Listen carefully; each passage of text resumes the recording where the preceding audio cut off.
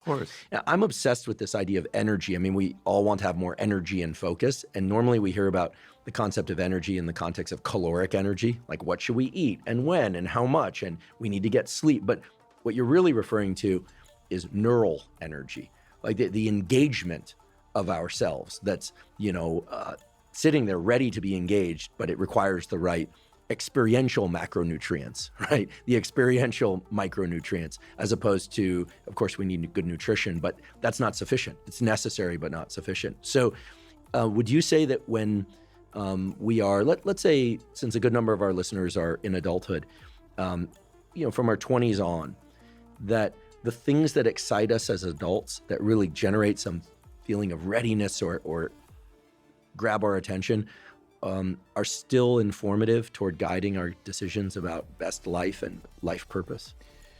Well, what exactly do you mean by that? I mean, like, because there are things that excite you in a kind of a quick way, like, where you have to relieve some tension and there's entertainment and there's things that kind of give you pretty immediate gratification. Then there's the larger picture of something that will give you fulfillment over years to come.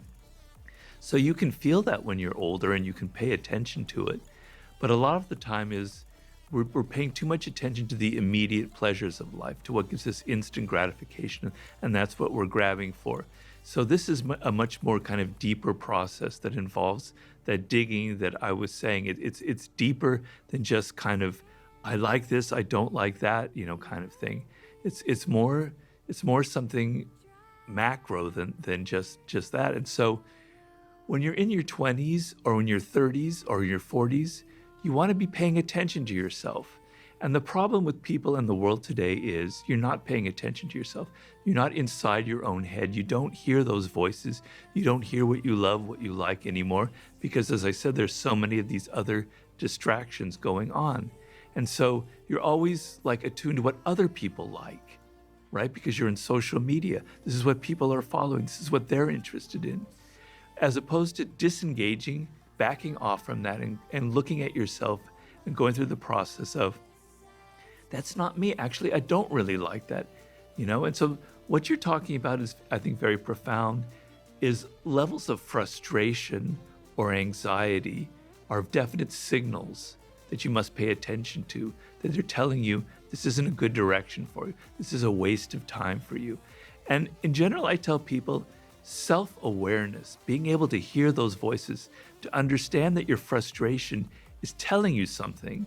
And sometimes you just act on it without understanding it. But understanding why you're frustrated, why you don't like your career, why you're not happy about where you're going is the key to everything. It will open up, it will actually be able, even in your 30s, to return you to that childhood inclination.